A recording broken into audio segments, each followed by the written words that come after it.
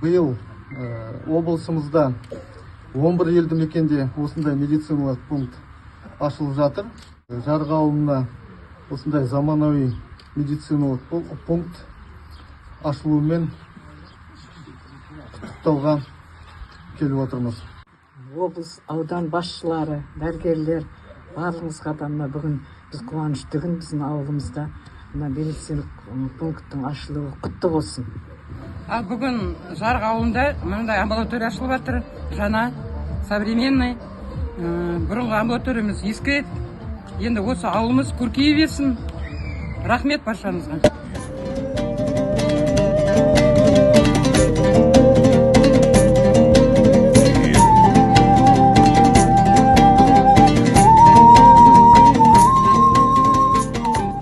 Мына ашылып жатқан Өтек ауылында медпунктіміз құтты болсын. Дендеріңіз сау болсын. Алла тағала ауру сырқаудан аман болсын.